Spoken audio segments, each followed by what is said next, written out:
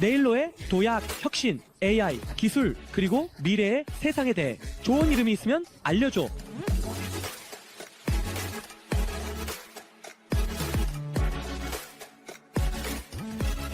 좋은 아침입니다, 청취자 여러분. 우리는 다시 팟캐스트 네일로의 도약에서 혁신, 기술, AI, 그리고 미래의 세상에 대해 이야기합니다.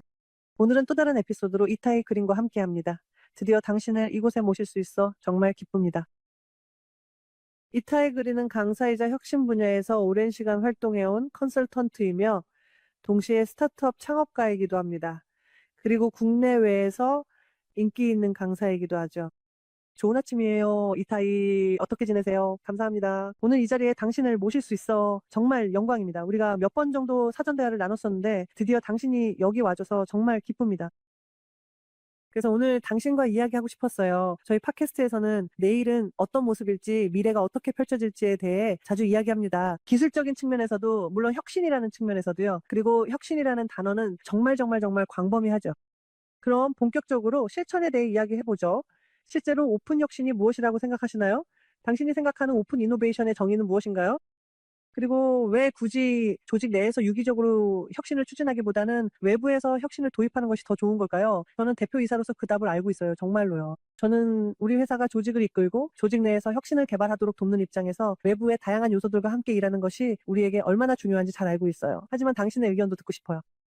오픈 이노베이션은 사실상 내부 혁신의 반대 개념입니다. 그리고 한 문장만 더 덧붙이자면 제 강의 중에 이런 슬라이드가 있어요.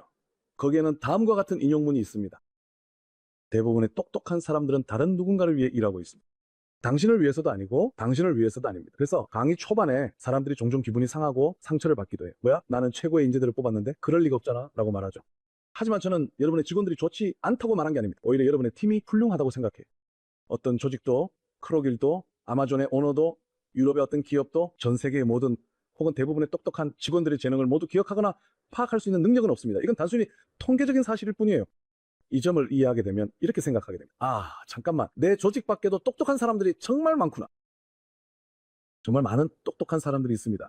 조직 내에서 얻은 것도 사실은 단순히 통계적인 결과였던 거죠. 그럼 어떻게 해야 할까요? 그래서 제가 생각하기에 우리가 살고 있는 이 시대의 가장 큰 도전은 말씀하신 것처럼 우리는 매번 그걸 알지 못했습니다. 변화의 속도가 정말 빠르기 때문에 매일 아침 새로운 정보가 쏟아집니다. 그래서 가장 중요한 것은 실제로 내 조직에 소속돼 있지 않은 그 똑똑한 사람들과 협력할 줄 아는 것입니다. 그 사람들이 어디에 있냐고요? 그들은 외부에 있고 다른 회사에도 있습니다. 우리는 이스라엘에 있고 다양한 분야에 있습니다. 저는 스타트업에 있습니다. 그리고 우리가 항상 이해했던 것, 그리고 세계의 많은 대기업들도 이미 이해하고 있는 것은 약 500개의 국제 조직, 거대 기업들이 혁신을 이루기 위해, 그리고 스타트업과 협력하기 위해 반드시 이곳에 있어야 한다는 점입니다. 왜냐하면 그들은 기회를 놓치고 싶지 않기 때문입니다. 사실 오늘날에는, 아니 심지어 예전에는 비교적 폐쇄적이었던 산업들, 예를 들어 방위산업처럼 규제와 보안 측면에서 폐쇄적이었던 분야들조차도 이제는 스타트업을 받아들이고 외부에서 많은 혁신을 도입하고 있습니다. 이것은 매우 기쁜 일이고, 물론 그들만 그런 것은 아닙니다. 정말로 당신이 방금 저에게 그저께 있었던 미팅을 떠올리게 하네요. 저는 한 대형 조직에 있었는데 지금은 이름을 밝히지 않겠습니다. 거기서 정말로 매우 강력한 팀과 함께 앉아 있었고, 그들이 저에게 이런 질문을 했어요. 왜 우리가 코드밸류와 협력해야 하죠? 여기에도 이 분야를 배우는 뛰어난 사람들이 있는데요. 이 경우에는 우연히도 아니고 인공지능 분야에 관한 것이었습니다. 그리고 그들이 말하길, 들어보세요. 저희는 정말로 도구들을 배우고 있고 직접 실습도 하며 많은 것을 하고 있습니다. 그런데 왜 외부의 도움을 받아야 하죠? 라고 했어요. 그래서 저는 당신이 방금 말씀하신 것과 똑같은 대답을 했고 그 점이 정말 큽니다. 이게 바로 당신이 저에게 완벽한 기회를 만들어준 거죠. 딱 좋은 타이밍이었어요. 제가 정말로 믿는 답변을 봤어요. 모든 조직에는 정말로 강한 핵심 인재들이 있습니다. 저희는 국내외에서 가장 선도적인 조직들과 함께 일하고 있지만 결국에는 외부에도 정말로 뛰어난 사람들이 많이 있습니다. 그리고 저는 이렇게 말합니다. 우리 회사는 정말 많은 조직과 다양한 시스템을 보고 있습니다. 그리고 이러한 모든 조직들로부터 배우고 또 그 조직들에게 가르칠 수 있는 우리의 역량은 매우 큽니다. 왜냐하면 우리는 정말 많은 혁신을 보고 있기 때문이죠. 왜 서로에게서 배우지 않겠어요? 저는 우리가 흔히 말하는 전형적인 이스라엘 사람이 되지 않으려고 노력해야 한다고 생각해요. 요즘은 예전보다 조금 더 개방적인 분위기가 있지만 예전에는 자신이 모든 것을 안다고 생각했죠. 왜냐하면 가장 강한 인재들을 모았으니까요. 하지만 결국에는 당신이 말한 것처럼 밖에도 많은 인재들이 있고 배울 점도 많아요. 그리고 이런 것들은 우리가 조직에서 항상 보고 있는 부분이기도 하죠. 그래서 저는 지금 말씀하신 내용에 전적으로 동의해요. 고객은 당신이 똑똑한 사람들과 함께 내부에서 개발을 끝내길 기다려주지 않아요. 맞아요? 가능성이 전혀 없어요. 정말로 가능성이 없어요. 그리고 누가 접느냐에 따라 아니라 그것은 혐오를 위한 접기와 같은 것입니다. 정말로 당신이 생각하기에 오직 당신 팀만이 만약 AI를 배워야 한다면 진심으로 행운을 빕니다. 그렇죠? 저도 동의해요. 조직의 시스템과 내부 요구사항을 더 잘하는 건 맞고 그건 문제 없지만 외부에서 데려오는 전문가들이 이 속도를 높일 수 있도록 도와줘야 해요. 그리고 제가 항상 말하는 게 사실 이게 세상에서 가장 본질적인 것 중 하나인데 참고로 이건 매우 일반적인 일이에요. 그런데 여기 이스라엘에서는 아직도 우리 기업들이 이런 부분에서 어려움을 겪고 있어요. 그리고는 이렇게 말하죠. 좋아, 사람 한 명만 데려와 줘라고요. 해결책이나 훨씬 더 빠르게 나아갈 수 있도록 도와줄 전문가들을 데려오는 대신에요. 도시당국은 프로젝트 관리, 제품 관리, 그리고 프로덕트 자체를 관리하는데 집중해야 하고 실제 개발은 외부에 맡겨야 해요. 그래서 내부적으로 그 속도를 따라갈 수 있는 역량을 갖추는 것이 정말 중요하죠. 그리고 필요한 전문성도 마찬가지예요. 기술이 이렇게 빠르게 발전하는 세상에서 거의 매주 새로운 솔루션과 기술이 쏟아져 나오고 있잖아요. 우리가 그 속도를 어떻게 따라갈 수 있겠어요?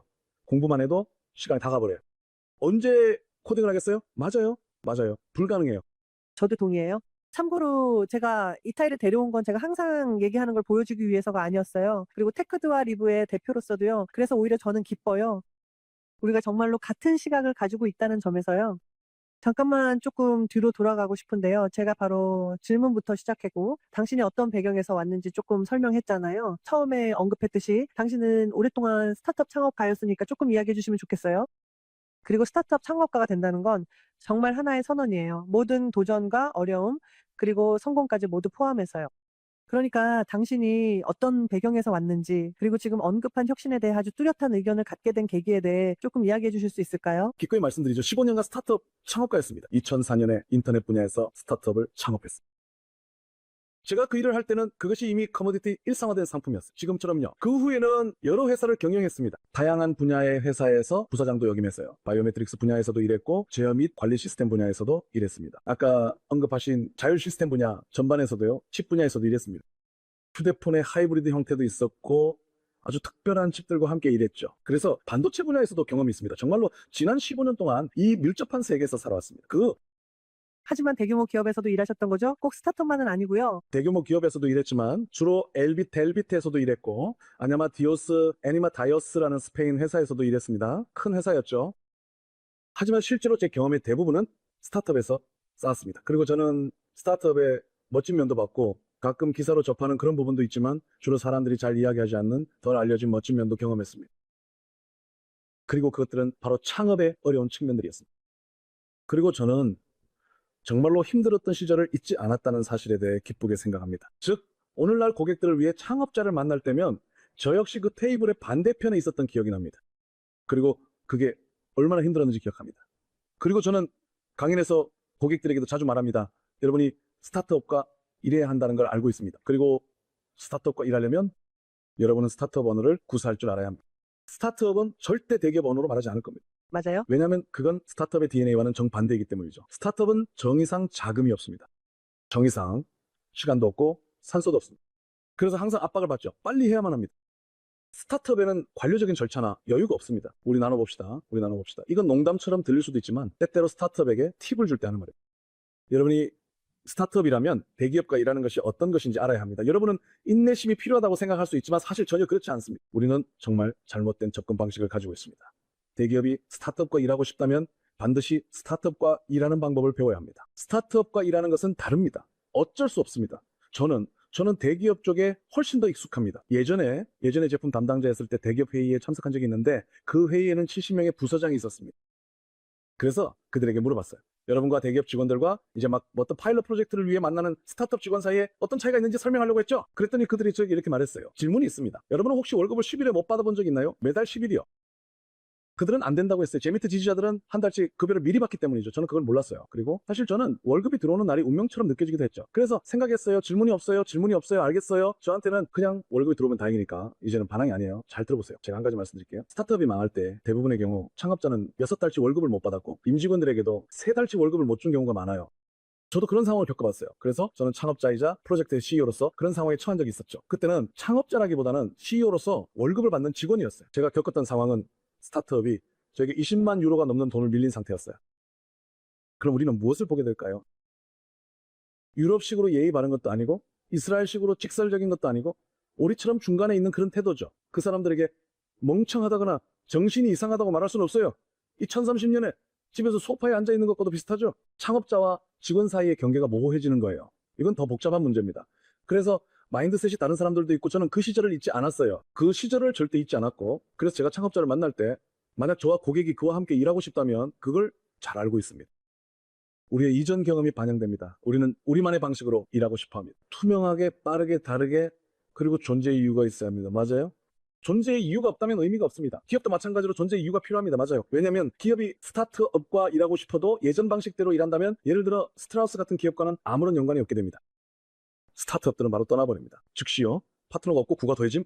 이건 시장에 보내는 신호입니다. 우리는 스타트업을 이해하고 있다는 뜻이죠. 여러분이 자금이 필요하다는 것도 잘 알고 있습니다. 이건 정말 중요한 부분이에요.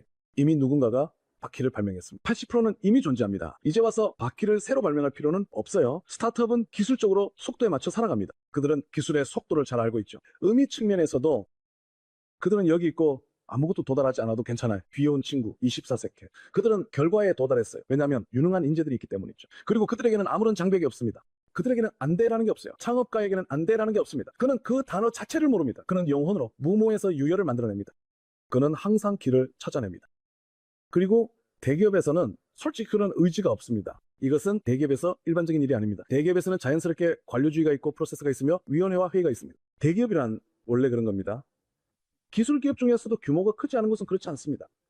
맞아요. 그리고 대기업의 민첩성과 관련성을 유지하기 위해서는 관련성 있는 DNA를 만들기 위해서 그리고 바로 그 이유 때문에 스타트업과 함께 일하는 것이 매우 중요합니다. 이렇게 하면 빠른 솔루션을 얻을 수 있을 뿐만 아니라 보통 더 적은 비용 혹은 훨씬 더 적은 비용으로도 가능합니다. 이는 RD와 비교했을 때 그렇습니다.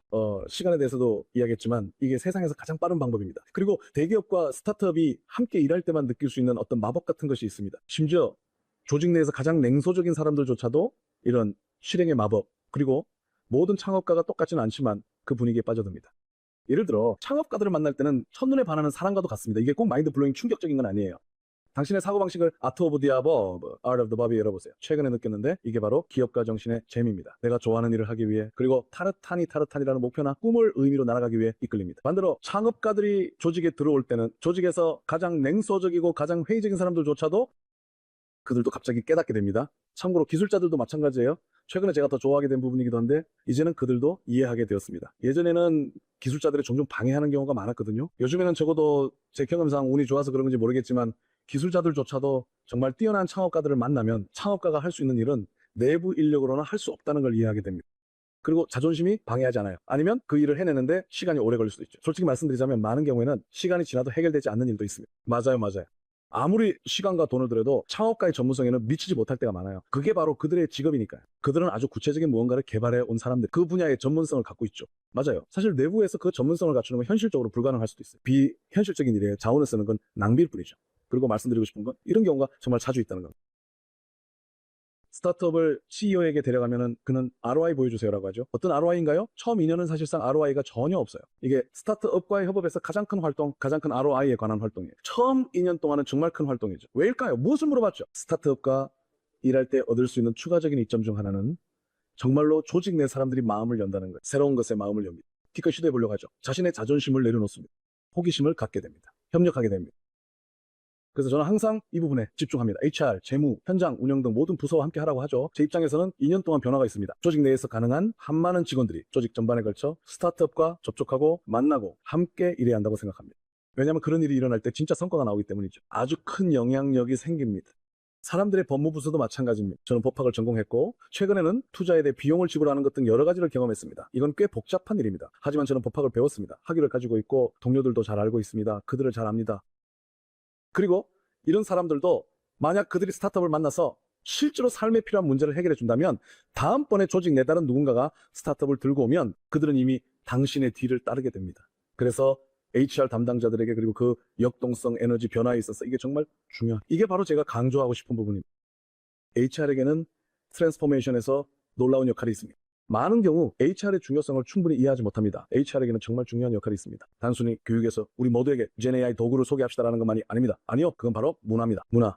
그게 핵심이죠. HR 담당자들에게 말합니다. 2명의 후보자가 있다고 가정합시다. 한 명은 스타트업을 창업한 경험, 다른 한 명은 스타트업에서 일한 경험이 있습니다. 차이가 없습니다. 스타트업의 마인드를 가지세요. 즉 항상 PA, 그리고 I as a me라는 사고방식을 주입하려고 노력하세요. 이렇게 하면 더 열린 사고를 가질 수 있습니다. 이건 정말 중요합니다. 이 부분의 본질을 분석해 보세요. 무엇보다도 네가 우선 이런 정말 다양한 이유로 일어나 시장과의 접점을 놓치는 경우가 생기거든. 왜냐하면 우리가 시장이 실제로 필요로 하지 않는 무언가를 만들어내기 때문이야. 또한 많은 경우 우리 창업자들이 길을 잃기도 하지. 방향을 잘못 잡는 거지. 그리고 때로는 기술 창업자가 투자를 유치하거나 회사를 운영한 경험이 없어서 그런 일이 생기기도 해. 이런 점에서 보면 우리나라에서는 창업이 정말 많이 발전했고 창업자를 지원하는 다양한 도구들이 많아졌어. 에코시스템 맞아? 정말 그렇지. 그러니까 네가 뭘 하려고 해도 이스라엘 사람들은 좋은 점이 있어. 우리는 지식을 공유하고 협력하는 문화가 있지. 다른 에코시스템에서는 각자 도생이야. 특히 우리나라에서는 협력이 있어. 물론 우리가 다 아는 것처럼 모두가 자신이 모든 걸 안다고 생각하는 경향도 있지만 그런 면도 있지만 나는 오히려 반대편을 보고 싶어. 에코시스템 내에서 정말 많은 협력이 이루어지고 있어. 투자자들도 창업자들도 서로 많이 도와주고 협력도 많아. 이런 일들은 다른 에코시스템에서는 잘 일어나지 않아. 이게 바로 우리가 이스라엘 사람이라서 그런 거야. 그래서 모두가 더 빠르게 앞으로 나아갈 수 있는 거지. 자, 이제 그리고 여전히 스타트업을 창업하는 건 쉽지 않아. 그리고 오늘날의 어려움은 내 생각엔 기술적인 부분이 덜해. 기술은 이제는 일종의 가능성을 열어주는 도구일 뿐이야. 장애물이 아니고 오히려 활용해야 하는 거지. 이미 존재하고 우리가 써야 해. 하지만 때로는 정말로 내가 필요하지 않은 무언가를 만들기도 해. 시장이 필요로 하지 않는 거지. 그래서 무엇보다도 먼저 잠재 고객, 즉 그런 기업들이나 다른 고객들을 직접 만나서 그들이 실제로 무엇을 필요로 하는지, 네가 무엇을 해결하려고 하는지 깊이 이해해야 해. 그리고 창업자는 보통 아니오라는 말을 듣기 힘들어해서 결국은 무작정 밀어붙이기도 하는데 그건 잘 안 돼. 여기서 팀의 역할이 정말 중요해지지. 정말 어렵거든. 정말 어려워. 이건 결국 모든 게 여기에 달려있다고 봐. 정말 그래. 팀은 마치 혈관과도 같아. 이게 제대로 작동하지 않으면 아무 데도 갈 수 없어. 맞아.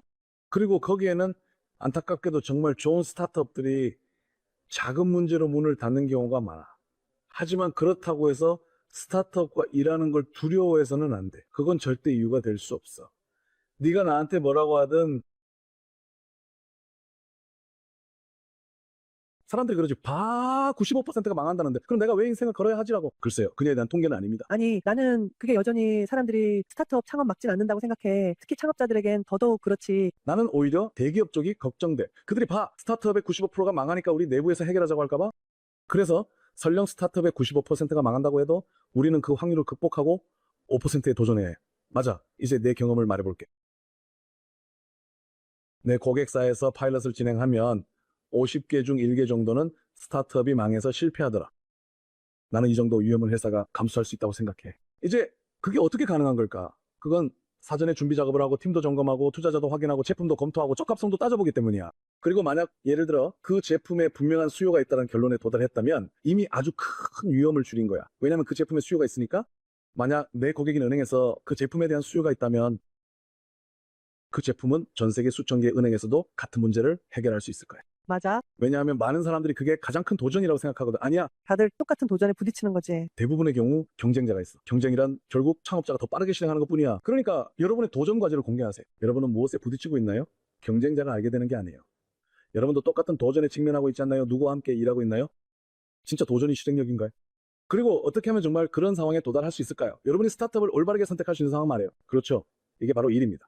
당연하죠. 그럼 오늘날 당신이 실제로 하는 일은 스타트업과 대기업 그리고 기업들 사이에서 중개 역할을 하는 거죠. 맞나요? 제1의 10%는 스카우팅입니다. 고객에게 고객이 겪는 어려움에 적합한 솔루션을 찾는 거죠. 제 시간의 90%는 내부적인 일에 할애하고 있습니다.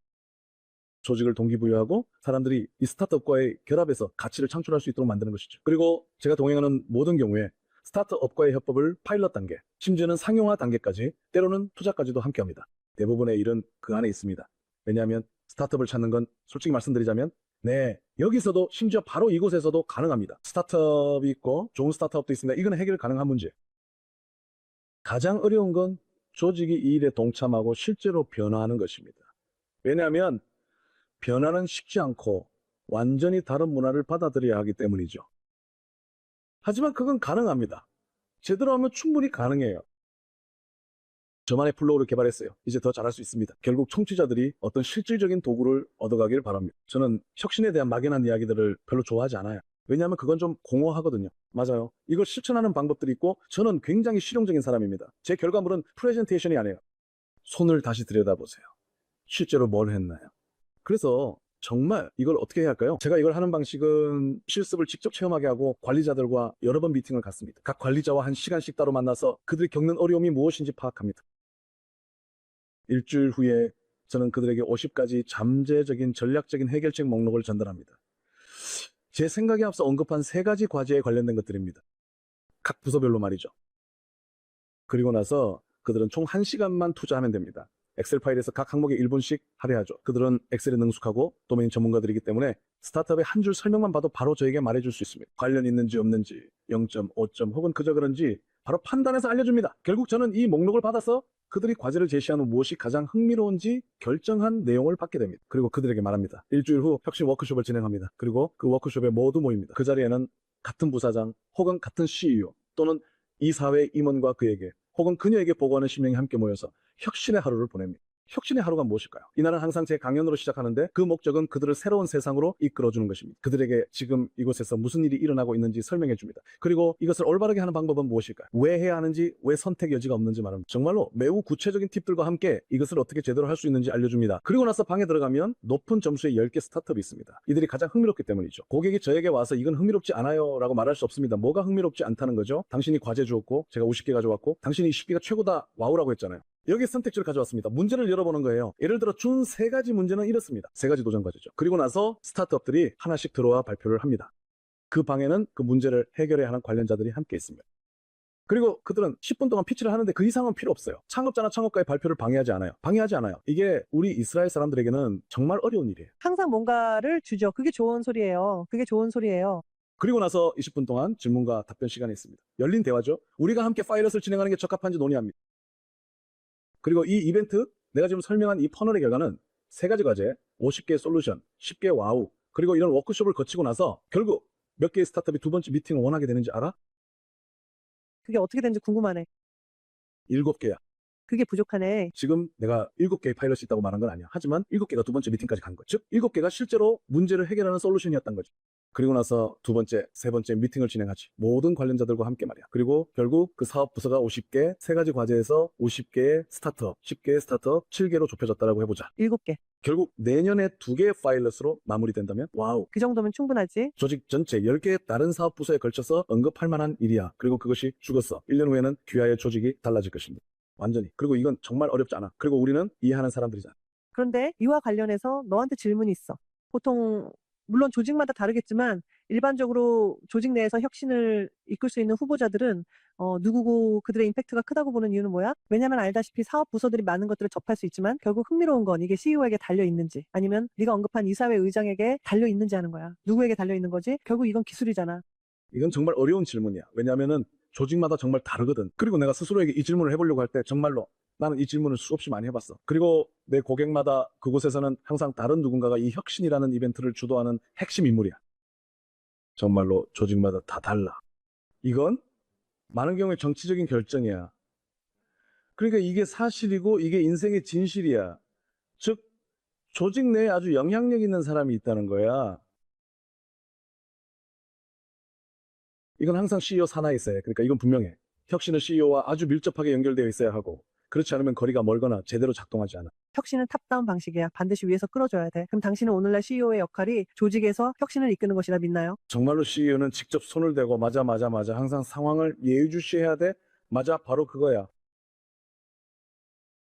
물론 CEO가 모든 스타트업을 직접 만나기 시작할 수는 없지만 그래도 직접 관여해야 하고 계속해서 지켜봐야 하며 예산도 배정해야 해. 그리고 실제로 행동하는 것이 정말 중요해. 그래, 스타트업들이 미팅 일정을 잡으면 CEO는 그들을 직접 만나야 해. 많은 경우에 유능한 스타트업 창업자가 CEO를 만나면 결국 협업이나 파일럿 프로젝트로 이어지지 않더라도 그 만남 자체가 CEO의 시야를 넓혀줘. 정말 그래, 맞아. 그리고 그 기술을 실제로 작동하게 만드는 거지. 그리고 때로는 사업 부서가 이끌기도 하고 때로는 전략팀이 주도하기도 하고 때로는 마케팅이 아닌 다른 부서에서 시작되기도 해. 혁신은 정말 다양한 곳에 존재해. 결국 내 생각에는 만약 CEO가 혁신에 동참하고 그가 혁신을 이끌고 있다면 그들이 바로 적재적소에 있는 올바른 사람들인 거야. 그리고 곧 내가 생각하는 이상적인 혁신 담당자가 누구인지 말해줄게. 그렇다면 혁신이 어디에 속해 있는지는 더 이상 중요하지 않아. 그럼 내가 질문 하나 할게. 혁신이 곧 기술과 같은 걸까? 내 생각에는 그래. 비록 많은 사람들이 아니라고 말하겠지만 내가 믿고 내가 살아가고 내가 이해하는 분야에서는 그리고 내가 모르는 건 안다고 하지 않지만 내 관점에서는 맞아. 나도 내 관점에서는 그래. 오케이, 그건 몰랐네. 여러분, 결국에는 기술이 이 세상을 이끌고 있어. 다르게 말할 수도 있겠지. 그리고 그 다음에는 그로부터 프로세스의 변화. 그것도 역시 프로세스의 변화야. 아침 16시에 해커 시스템의 여성 창업자 그룹에서 메시지가 돌았어. 우리는 한 사람의 얼굴과 사진을 비교할 수 있는 기술을 찾고 있습니다. 라는 내용이었지. 왜냐하면 병원 밖에는 수백 명의 가족들이 서 있었고 그들은 사랑하는 사람이 부상당했는지 아니면 사망했는지 알지 못했거든. 그리고 안쪽에서는 대형 상황실이 열렸어. 안에는 화상을 입은 얼굴들도 있었고 사람들은 디스크나 신분증을 가지고 잠들지 않으니까 누군지 모르는 상황에서 한쪽에는 가족들이 사진첩을 들고 있고 다른 한쪽에는 병원 안에 참사가 있습니다. 그리고 그 필요성, 이건 정말 개미처럼 하나하나 하는 작업이에요. 제가 그 메시지를 인용하자면 개미처럼 하나하나 하는 작업이다. 이건 할 수 없는 일이에요. 이건 사람이 할 수 있는 일이 아니에요. 사람은 그렇게 강하지 않아요. 바로 그들에게 콜사이트라고 썼어요. 4시간 만에 저는 항상 이걸 프레젠테이션에서 보여줍니다. 왜냐하면 저는 그 왓츠앱 그룹의 스크린샷을 가지고 있거든요. 4시간 만에 콜사이트 팀이 소로카에 도착했고 몇 시간 후에는 바르질라이에도 도착했습니다. 그리고 다음날 소로카에서 메시지가 왔어요. 모두 확인됐다고요. 그리고 이 모든 것은 기술 덕분이었어요. 이 이야기를 할 때마다 항상 소름이 돋아요. 지금도요. 여기서 긍정적인 부분은 정말로 이 생태계가 힘을 합쳤다는 거예요. 이게 바로 오픈 이노베이션 개방형 혁신입니다. 도전이 있어. 그리고 해결책도 있었습니다.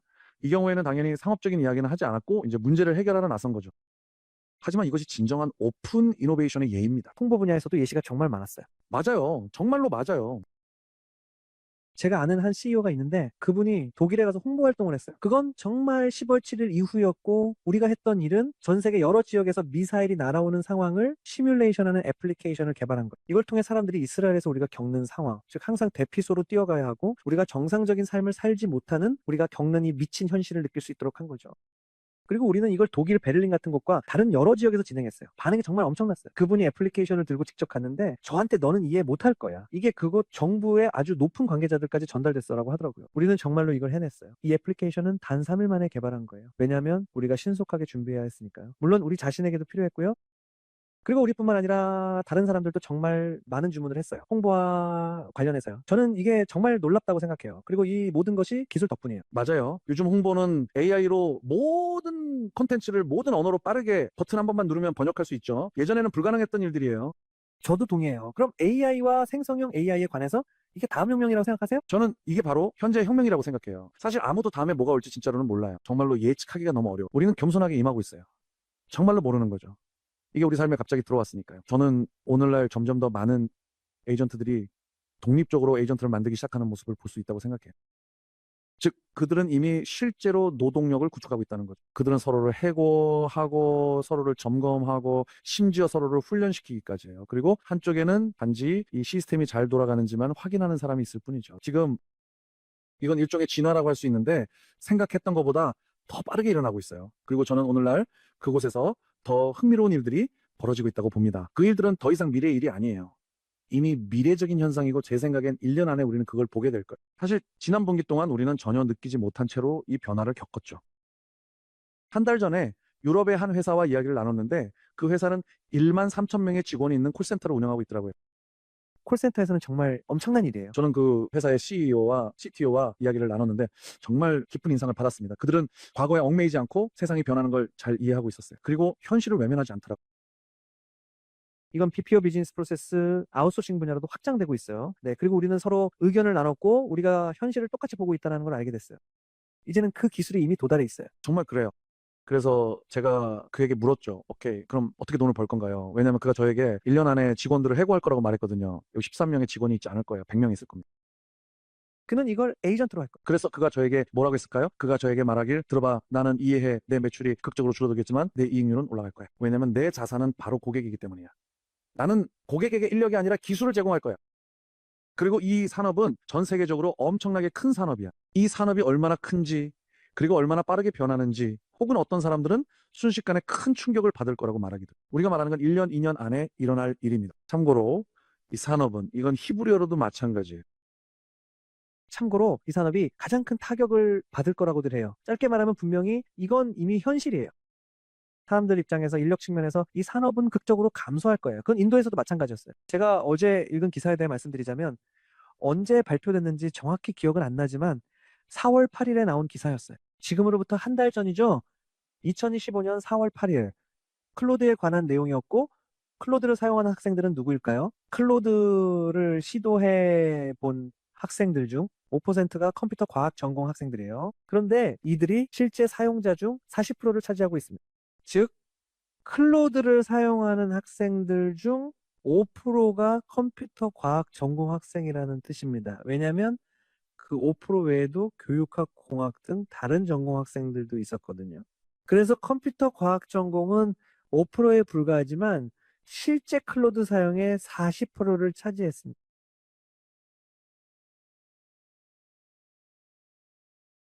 문제 해결, QA, 코드 완성 등에 활용되었고, 그러다 보니 이런 생각이 들죠. 잠깐.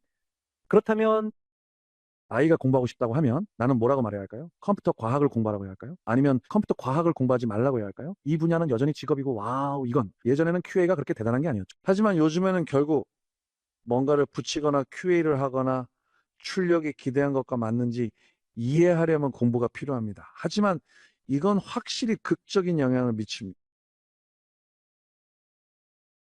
그리고 모든 연구에 따르면 개발 분야에서의 영향력의 범위가 가장 높거나 혹은 가장 높은 수준 중 하나입니다. 개발이라고 할 때 QA와 개발자 모두를 말하는 거죠? 네, 맞아요. 하지만 사실 이 분야도 계속 변화하고 있습니다. 그리고 변화 속도가 더 빨라지고 있죠. 변화 속도가 정말 빠릅니다.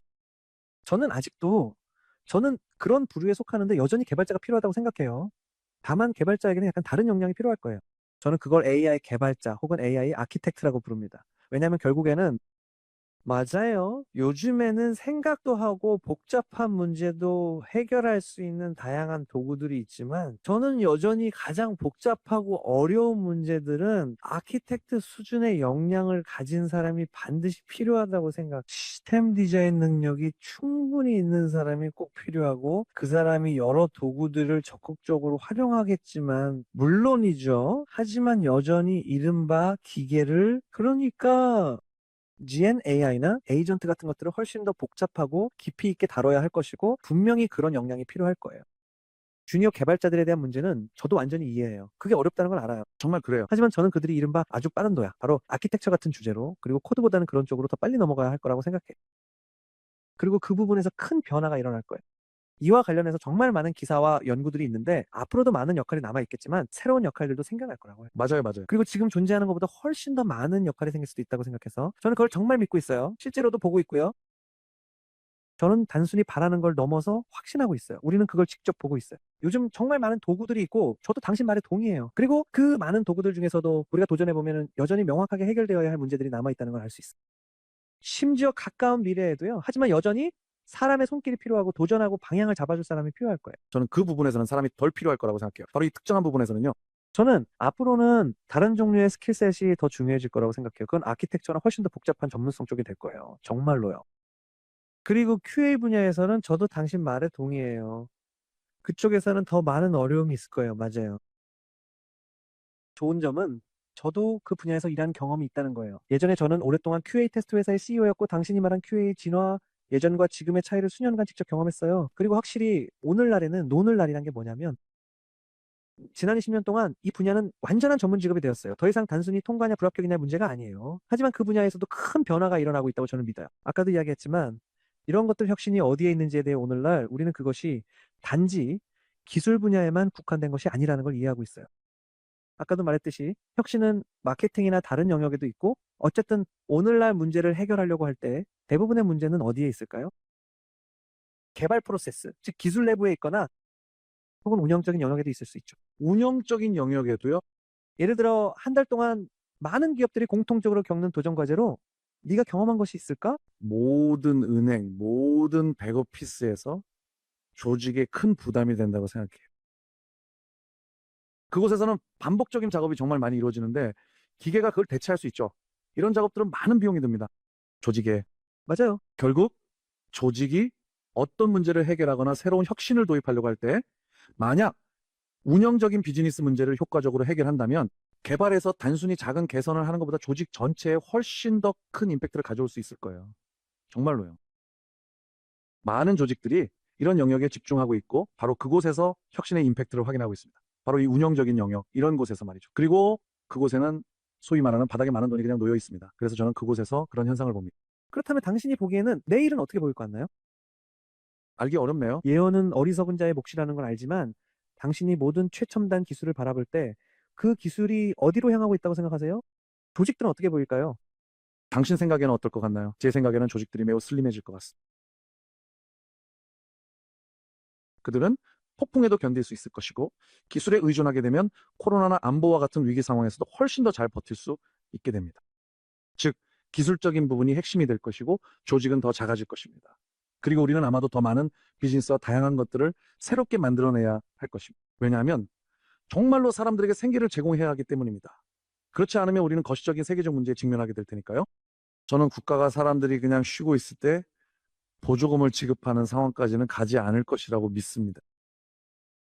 사람들은 일을 해야 할 것입니다. 하지만 그 일은 매우 다를 것이고 사람들은 정말로 이에 대해 준비되어 있어야 하고 적응력이 있어야 합니다. 맞아요. 눈을 감고 이렇게 말하는 것은 내 자리가 안전하다고 확신하는 것은 의미가 없고 오늘날 아무도 그렇게 말할 수 없습니다. 그리고 관련성을 유지하는 유일한 방법은 다양한 도구를 직접 사용해보고 열린 마음으로 G&A 같은 도구뿐만 아니라 스타트업 미팅이나 스타트업 파일럿에도 참여하는 것입니다. 왜냐하면 결국 저는 이게 단순히 도구의 문제가 아니라 사고방식의 문제라고 생각합니다. 맞아요. 저는 이게 개인의 차원에서만 해당되는 게 아니라 당연히 기업 차원에서도 마찬가지라고 생각해요. 기업도 시장과 비즈니스 측면에서 스스로를 차별화하고 적응해야 하죠. 기술을 통해서요. 이미 과거에도 기술 변화에 뒤처져서 사라진 기업들을 봤잖아요.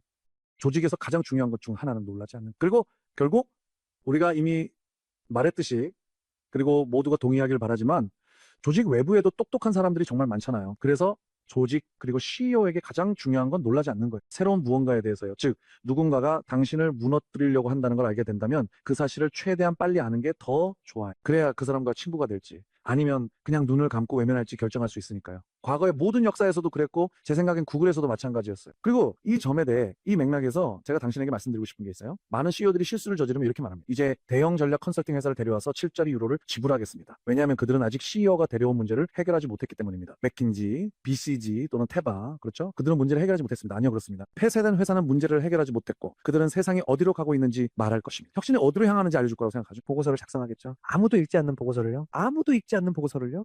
그 보고서에 엄청난 돈이 들었죠. 그런데 그 보고서가 작성되는 순간 이미 더 이상 관련이 없어져 버려요. 그럼 그걸로 뭘 한 거죠? 아무것도요. 이제 대형 컨설팅 회사들, 맥킨지 같은 곳은 세상에서 가장 똑똑한 사람들이 모여있죠. 그들에게서 그 점을 빼앗으려는 건 아니에요. 하지만 혁신의 세계에서는 그들에게 아무런 가치가 없어요. 제 관점에서는요. 그 이유를 말할게요. 왜냐하면 훌륭한 혁신 담당자가 있을 때 아직 훌륭한 혁신 담당자가 무엇인지 이야기하지 않았지만 한 문장으로 말하면 훌륭한 혁신 담당자는 다른 회사에서 혁신을 맡았다고 데려오는 사람이 아닙니다. 내부로 데려오는 것도 아니죠. 내부 정치에 익숙해질 때까지 시간만 낭비하고 2년쯤 걸립니다. 불필요합니다. 훌륭한 혁신 담당자는 회사에서 가장 뛰어난 프로젝트 매니저이면서 최고의 대인관계를 가진 사람이에요. 그런 사람이 우리 중에서 가장 훌륭한 혁신 담당자입니다. 나머지 부분은 얼마든지 보완하거나 배울 수 있어요. 그래서 만약에 그런 훌륭한 혁신 담당자가 있다면 그들은 스타트업과 창업자들 그리고 여성 창업자들을 온라인의 존재감이 생기기 전, 세상이 그들을 알기 전에 이미 알고 있습니다. 이런 모습을 크로치에서 정말 많이 봤어요. 훌륭한 혁신 담당자가 있으면 창업자들이 아직 차고에 있을 때, 웹사이트도 없을 때 그들의 문을 두드리러 옵니다. 맥킨지 앤 컴퍼니는 웹사이트가 생기면 알게 되겠지만요. 하지만 그들이 아직 차고에 있을 때는 맥킨지는 모릅니다. 하지만 우리 혁신 담당자는 이미 알고 있죠. 그러면 그는 이렇게 말할 수 있죠. 와우, 여기 아직 차고에 있지만 내 산업을 완전히 뒤흔들 수 있는 무언가가 있다라고요. 그 혁신 담당자는 맥킨지 보고서보다 훨씬 먼저 CEO에게 이 사실을 알릴 수 있습니다. 그리고 시간은 매우 중요한 역할을 하죠. 여기서 제가 말씀드리고 싶은 건 첫째로 혁신 담당자가 훨씬 더 효율적이라는 겁니다. 그리고 제 보고서보다 비용도 저렴합니다. 저도 그들은 단순히 세상이 어디로 가는지 말해줄 뿐만 아니라 실제로 그걸 도입하는 데도 도움을 줄 수 있죠. 맞아요. 그리고 그걸 실질적으로 쓸 수 있게 만들어야죠. 제가 항상 말하는 게 있는데 저희가 몇 년째 함께 일하고 있는 한 조직이 있었어요. 그 회사는 국제적인 기업이고 나중에 또 다른 글로벌 기업에 인수됐죠. 그들이 실제로 고민했던 건 대형 컨설팅 회사 중 한 곳을 데려와서 이름은 밝히지 않겠지만 자신들의 미래가 조직적으로나 기술적으로 어떻게 보일지 설계하려고 했다는 거예요. 그리고 그분들이 저희에게 왔어요. 저희 팀원들이 그곳에서 일하고 있었고 5년 전에 그들에게 전체 아키텍처를 구축해줬죠. 그 아키텍처는 지금도 그대로예요. 왜냐하면 저희가 아주 확장성 있게 설계했기 때문이죠. 그들이 찾아왔을 때 제가 이렇게 말했어요. 이건 여러분의 결정이지만 한 가지는 분명히 말씀드릴 수 있습니다. 저희가 여러분을 위해 구축하는 모든 것은 저희가 여러분 조직을 잘 알고 있고 시스템 전체 그리고 존재하는 모든 에코시스템을 직접 경험하고 있기 때문에 저희가 프로그램에서 드릴 모든 추천은 실질적으로 적용 가능한 것들이 될 겁니다.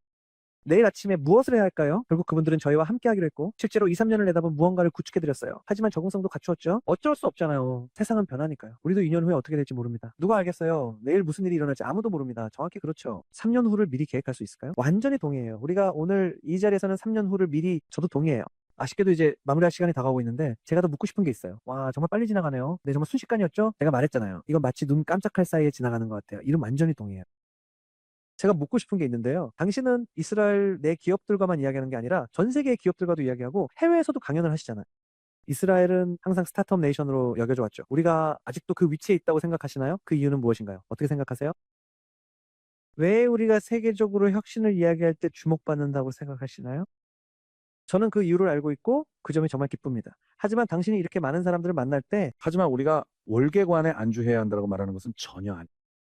우리는 매우 도전받고 있고 스타트업들도 수출해서 많은 도전을 받고 있습니다. 오늘날 이스라엘 기업으로 존재한다는 것은 이전에는 없었던 도전입니다. 그리고 우리는 안정성이 다시 돌아오기를 바라야 합니다.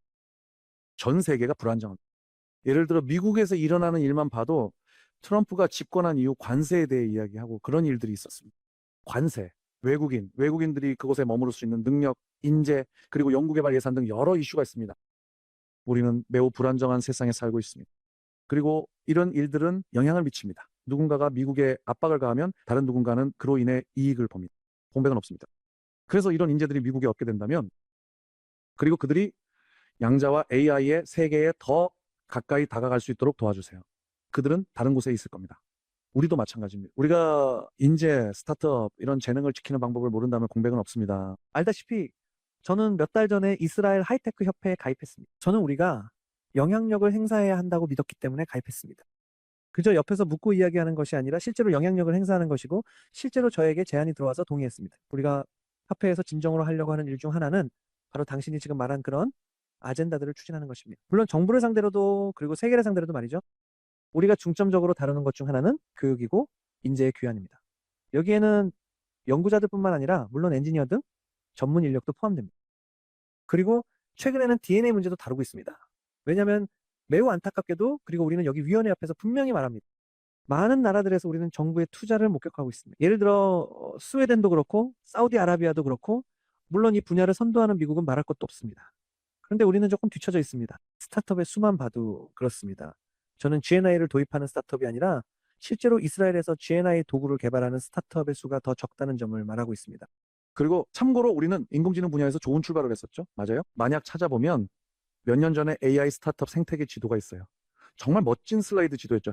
엄청나게 빽빽했어요. 모든 나라에서 저는 그 지도를 보여주고 항상 청중에게 말하죠. 이스라엘의 다양한 분야, 여러 도메인의 생태계 지도를 보여주다가 마지막에 AI로 넘어. 그러면 사람들이 와우라고 해요. 만약 그들이 와우라고 하지 않으면 제가 와우라고 안 하면 다음 슬라이드로 안 넘어간다고 말하죠. 정말로 인상적이기 때문이에요. 지금 당신 말이 맞아요. 우리는 반드시 이 작은 것에 집중하고 이 기차에 계속 올라타 있어야 해요. 그렇지 않으면 이렇게 빠르게 변하는 세상에서 정말 쉽게 놓칠 수 있거든요. 잠깐만 방심해도 누군가가 당신의 자리를 차지해버려요. 공백은 없어요.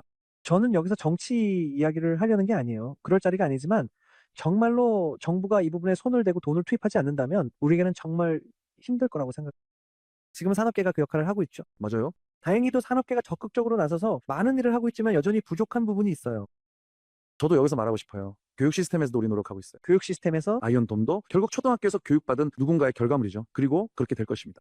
이런 것들이 발전하게 된 거죠. 그래서 우리는 젊은 세대에 투자해야 해요. 젊은 세대에게는 이미 지식을 전달할 수 있는 기술이 있어요. 단지 그걸 제대로 활용하지 않을 뿐이죠. 그들은 이미 훨씬 더 기술에 익숙해. 참고로 제가 어렸을 때보다도요. 제 생각에는 아이들의 80%가 아이들에게 아이패드와 학습 프로그램만 주면 그들은 스스로 공부할 수 있어요. 오히려 교사가 방해가 될 때도 있죠. 그러면 교사는 일주일에 1시간 정도만 지도하면 되고 학생의 20%만이 교사의 도움이 필요해요. 그래서 교사들은 40명의 학급을 관리하는 대신 8명의 학생만 직접 지도하면서 실습 위주로 그들을 이끌어주면 돼요. 아이패드도 있고 학습 프로그램도 있고 이미 세계적으로 이런 방식이 적용되고 있어요. 굳이 새로운 시도를 할 필요도 없죠. 그리고 제가 말씀드리자면 디모나의 전임시장이 예로함의 전임시장 탈루아나가 영어 교사를 구하지 못했어요.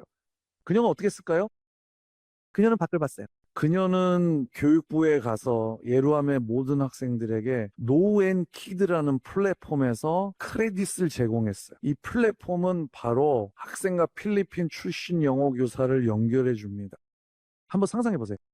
예로함 학생들이 텔아비브 학생들보다 영어를 더 잘하게 됐다는데 의심이 있나요? 아니요, 전혀요. 저는 전혀 의심하지 않습니다. 그럼 그녀는 천재네요. 그녀는 정말 천재예요. 그녀는 새로운 접근 방식을 가지고 있었어요. 그녀에게는 도전이 있었죠. 그녀는 내부에 역량이 없다는 걸 깨달았어요. 그녀는 가서 그것을 발견했습니다. 바로 이런 행동이 필요합니다. 모든 것은 이미 존재해요. 손을 뻗어잡기만 하면 됩니다. 이미 여기 있어요. 그저 그것을 들어 올리기만 하면 됩니다. 그리고 활용하면 돼요. 그리고 그게 바로 교육에서입니다. 이게 정말 가장 중요한 부분이죠. 왜냐하면 그게 우리의 미래이기 때문이에요. 지원. 우리 아이들의 미래, 우리의 미래이기도 하죠. 그리고 그곳에서 저는 예전에 지난 1년 동안 3번이나 필리핀에 갔었는데 그중 한 번에 그들이 이스라엘에서 혁신을 배우고 싶어 한다는 걸 알게 됐어요. 그래서 제가 그들에게 말했죠. 들어보세요. 우리 거래를 하나 합시다. 제가 여러분을 위해 혁신 분야의 교수 10명을 찾아서 그분들이 여기서 한 학기 동안 가르치게 할 테니 그 대신 여러분은 우리에게 영어 교사일 0명을 보내주세요. 필리핀에서는 영어를 사용하잖아요. 잠깐 생각해봐요. 필리핀인 1, 0명이 이스라엘로 이주해서 영어를 가르친다고요? 큰 남자. 우리는 이미 그걸 추진하기 시작했어요. 하지만 왜 그게 일어나지 않을지 아세요? 왜냐하면 여기서 반대가 있을 테니까요. 그래서 우리는 왜 안 되는가를 극복해야 합니다. 우리는 항상 위기 상황이 있거나 새로운 무언가를 볼 때 저는 항상 고객들에게 이렇게 말합니다. 왜 안 되는지가 아니라 왜 되는지를 생각해 보라고요. 만약 여러분이 부정적으로만 생각한다면 여러분의 조직은 노키아처럼 끝나게 될 겁니다. 하지만 여러분이 열린 마음으로 경청한다면 아마존이나 오픈 AI처럼 될 수 있습니다. 여러분은 반드시 아니면 엔비디아처럼 될 수도 있습니다. 혹은 엔비디아처럼요. 여러분이 새로운 무언가를 보나요? 왜 안 되는지에 대한 이유를 찾지 마세요. 그게 제일 쉬워요. 우리도 그렇게 말했죠. 어떻게 할지 찾아보세요. 해결책을 찾으세요. 어떻게 하면 되는지 찾아요. 바로 그거예요. 항상 긍정적으로 생각하세요. 항상 왜 되는지를 생각하세요. 그렇지 않으면 여러분의 조직은 도태되거나 아니면 존재감이 없어질 겁니다. 맞아요. 조직이 무의미해질 수 있어요. 정말로. 이건 인생의 모든 순간에 해당되는 이야기입니다. 안타깝게도 저는 이런 대화를 나누면서 아직도 옛 방식에 머물러 있는 조직과 회사를 적지 않게 만납니다. 그들은 여전히, 그리고 참고로 이건 작은 조직만의 문제가 아닙니다. 오히려 스타트업들이 더 혁신적인 경우가 많아서. 그리고 저는 이것이 바뀌길 바랍니다. 희망 속에 살아가고 있죠. 변하지 않는다면 그 회사의 주주들이 안타까울 뿐입니다. 사실 그게 진실이죠. 맞아요. 그러니까 강제로 할 수는 없고 그저 설득하려고 노력할 수밖에 없어요. 그리고 우리가 설득하지 못한다면 그런 일도 일어날 수 있죠. 5년 후에 다시 확인해보면 네가 옳았는지 알 수 있겠지. 어떻게 될지 모르겠네요. 아쉽게도 이제 마무리할 시간인데 마지막으로 빠르게 연상적으로 질문 하나 더 드리고 싶어요. 제가 질문하면 떠오르는 거 바로 말씀해 주세요. 혁신이라는 단어를 들으면 가장 먼저 떠오르는 게 뭐예요? 우와, 정말로 놀랍다. 조금 더 한번 생각해 보세요. 알겠어요? 혹시 처음으로 기술 접한 게 언제였나요? 제가 8살 때였어요. 할아버지께서 저에게 아타리 800XL을 사주셨죠. 8, 9살쯤이었고 아마 초등학교 4학년쯤이었을 거예요. 그때는 기기가 거의 없었어요. 애플라이나 코모도, IBM PC 호환 기기들이 나오기 전이었죠. 맞죠? 그게 전부였어요. 미안해요. 거기서 처음으로 그걸 접했죠. 그리고 알다시피 아타리 800XL이 $1,000였고 앱선 프린터도 $1,000였어요. 얼마나 비쌌는지 보세요. 그리고 거기서 처음으로 기술을 접했어요. 할아버지 어디 계세요? 네, 정말 멋진 할아버지. 정말 그래요. 당신이 생각하는 성공이란 무엇인가요? 제 고객의 70% 파일럿 프로젝트가 실제 도입으로 이어질 때 그게 성공이에요. 저는 정말 자랑스럽습니다. 정말로 그 과정과 사람들에게 자부심을 느껴요. 정말로요. 그리고 그가 파일럿을 마치고 실제 도입 직전에 스타트업에 투자까지 하는 걸 보면 저는 정말 행복합니다. 대단하네요. 이런 일이 더 많아졌으면 좋겠어요. 정말로요. 만약 20년 전으로 돌아갈 수 있다면 지금 이 자리에 있는 걸 선택했을까요? 저는 지금 제 위치에 정말 만족해요. 네, 정말 그렇습니다. 모든 해 동안 제가 있던 자리에 항상 행복했던 건 아니었어요. 왜냐하면 내가 말했듯이 스타트업이 있을 때는 정말 힘든 시기를 겪었고 솔직히 말해서 큰 조직이 있을 때도 여러 번 제 자신을 찾지 못했어요. 하지만 지금은 제가 하는 일을 정말 즐기고 있습니다. 저는 컨설팅도 즐기고 강연도 즐기고 흥미로운 사람들을 만나고 책도 쓰고 있어요. 저는 정말 와, 멋지네요. 아직 준비가 다 된 건 아니지만 출간까지는 절차상 앞으로도 반년 정도 더 걸릴 것 같아요. 저는 꼭 그 책을 가장 먼저 읽는 사람 중 한 명이 되고 싶어요. 네, 저는 정말 화가 났습니다. 여기서 테이블을 두드리라고 하더라고요. 그리고 그의 배도요. 여기선 당신에게 허락할게요. 함사랍 제 이름은 히브리어입니다. 저는 정말 그렇습니다. 저를 가장 설레게 하는 건 흔히들 혁신에 종사하는 사람은 모든 걸 다 알고 모든 걸 다 접해봤다고 생각하지만 저는 매일 아침 새로운 것을 발견해요. 저는 지적 겸손이야말로 혁신을 이끄는 사람이나 혁신에 종사하는 사람에게 가장 중요한 자질 중 하나라고 생각해요. 저는 매일 아침마다 감탄해요. 아내에게도 말하죠. 믿기지 않을 거예요. 정말로 매번 뭔가 새로운 걸 발견해요. 예를 들어 오림도 그렇고 아무도 있지 않았어요. 맞아요. 오림도 그렇고 당신이 신중하게 접근하면 그게 정말 놀라워요. 왜냐하면 정말로 당신이 예를 들어 어떤 분야에서 전문가라고 생각해도 아침에 일어나면 그리고 새로운 걸 발견하게 돼요. 뭔가 새로운 걸로 개인적으로 생각해봐. 정말 멋지네요. 그리고 여러분이 이 일에 계속 몰두한다면 우리도 마찬가지. 확률적으로 보면 고위 경영진, 의사결정자, 이사들, 아주 노출이 많은 사람들, 덜 노출된 사람들 모두에게 우리 역할이 얼마나 중요한지 알 수 있어요. 우리가 그들에게 이런 와우를 전달해줘야 해요. 그래야 그들이 놀라지 않죠. 왜냐하면 우리가 놀라고 감탄한다면 그들은 뭐라고 하겠어요? 그래서 우리에게는 정말 중요한 역할이 있어요. 우리가 우리 일을 제대로 하지 않으면 이 모든 것이 계속해서, 저는 이것을 일종의 사명이라고 생각해요. 물론 회사의 CEO로서도 중요하지만 저는 이것을 책임이라고 생각해요. 저는 이것을 사명이자 책임이라고 생각해요. 고객들에게도 엄청난 책임이 있다고 느껴요. 만약 그들이 놀라게 된다면 그건 제가 실패한 거예요. 맞아요. 놀라서는 안 돼요. 그리고 이게 정말 어려워요. 세상이 이렇게 혼란스러우니까요. 완전히 사적인 세계에서요. 혼란스러운 세상에서 속도가, 잠깐만 우리 사회적 지배에 대해 이야기하지 말고, 그게 그들의 의무인 것처럼요. 잠깐만 우리 물 좀 마시자. 그리고 그게 그들을 지배하고 있어요. 물 좀 마시자. 정말로 이건 큰 즐거움이에요. 당신 생각에 5년 후에는 어디 있을 것 같아요? 저는 지금 정말 잘하고 있고 계속해서 제가 하고 있는 일을 하고 싶어요. 저는 아직 가고 싶은 곳들이 더 있어요. 저는 대기업의 이사회에서 영향력을 발휘하고 싶어요. 이사로서요. 혁신에 관해서요. 그리고 지금까지 나는 이 일에 실패했습니다. 성공하지 못했어요. 그러니까 들어가긴 했어요. 맞아, 들어가긴 했어. 엄청난 괴롭힘꾼 이사회에 들어가는 건 어려워. 사람들은 주로 어깨에 계급장이 있거나 여러 가지 이유로 여기서는 덜 연결되고 혁신적인 사람을 받아들이는 게 더 어렵지만 언젠가는 될 거야. 왜냐면 연구 결과에 따르면 그런 역할이 있으면 회사가 더 잘 된다고 하거든. 맞아? 그리고 솔직히 말해서 투자 세계에도 좀 끌려요. 왜냐면 어느 시점에서 저는 제 고객들과 아주 독특한 위치에 있게 되거든요. 저는 스타트업들이 파일럿에 성공한 시점을 보게 돼요. 그리고 그 말은 저와 고객이 그 스타트업에 대해 아주 철저하게 실사를 했다는 뜻이에요. 어느 펀드도 이렇게까지 철저하게 투자하지 않아요? 아직 프레젠테이션 자료도 다 준비되지 않았죠? 아니, 그리고 나서 제 고객들이 투자를 해요. 그러면 저는 이렇게 생각하죠. 잠깐만. 왜 나는 상승장에서 즐기지 못할까? 어쩔 수 없어. 이건 분명한 거야. 그래서 나는 뭔가를 만들고 있어. 투자자 그룹을 위한 어떤 투자 도구 같은 거지. 내가 좋은 기회를 보면 고객에게 이거에 투자하라고 말해. 그가 투자하든 안 하든 듣지 않을 권리도 있으니까. 당연하지. 지금까지 내 모든 추천이 비록 듣지 않았더라도 다 맞았어. 내가 1년에 20만 개씩 추천하는 건 아니지만 예를 들어 한 해에 고객에게 5번 정도는 여기에도 투자하는 게 좋아라고 말할 수 있어. 이런 기회들은 내 몇몇 친구들이나 나에게도 알다시피 뭔가 하고 상승장 이익을 누릴 수 있게 도와줄 수 있지. 그리고 이 부분은 내가 아직 충분히 발전시키지 못한 영역이야. 뭔가 놓치고 있다는 느낌이 들어서. 그러길 바래. 안타깝지만 정말 아쉬워. 너랑 얘기하는 게 정말 즐거워서 그래. 나 진짜 몇 시간이고 얘기할 수 있어. 약속 찾자. 약속 잡자. 당연해. 출간 후. 알지? 여기서 내가 초대한 모든 사람들과 얘기할 때마다 그냥 내가 뭐라고 했지? 사람들을 만나고 이야기를 듣는 게 정말 즐거워. 그리고 나도 정말 많이 즐기고 있어. 나한테는 팟캐스트가 진짜 즐거움의 섬이야. 1년 반이 조금 넘게 전에 시작했는데 이렇게 많은 사람들을 만나면서 정말 많은 깨달음을 얻는 게 너무 신기해. 하지만 이제 마무리해야 할 것 같아. 우선 정말 고마워. 이타이. 초대해줘서 고마워. 그리고 나는 지난 1년 반 넘게 모든 팟캐스트를 마무리할 때처럼 기도로 마치고 싶어. 정말 그래. 납치된 분들이 모두 돌아오길. 그리고 우리 모두에게 좋은 일이 있게. 또 우리 군인들이 무사히 집으로 돌아오길 기도할게. 우리가 이 상황을 정말 잘 극복해서 더 나은 날들을 맞이하길. 그리고 진심으로 더 좋은 날들이 오길 바래. 모두가 이곳에서 진정으로 잘 지내길. 해외로 나갔던 분들도 다시 돌아와서 이 나라에서 행복하길 바라. 하지만 무엇보다도 납치된 분들이 하루빨리 무사히 돌아오길 진심으로 기도해. 그러면 우리는 우리 자신에게로 돌아갈 것입니다. 그렇습니다. 제정신을 되찾을 것입니다. 맞아. 고마워. 정말 고마워. 들어주셔서 정말 감사합니다. 저희 방송은 스포티파이, 애플 팟캐스트, 구글 팟캐스트 그리고 모든 팟캐스트 플랫폼에서 들으실 수 있습니다. 페이스북, 링크드인, 그리고 저희 웹사이트에서도 저희를 팔로우해주세요. 이 에피소드가 마음에 드셨다면 친구나 지인에게도 공유해주세요. 다음 에피소드에서 또 만나요. 다음 구절입니다.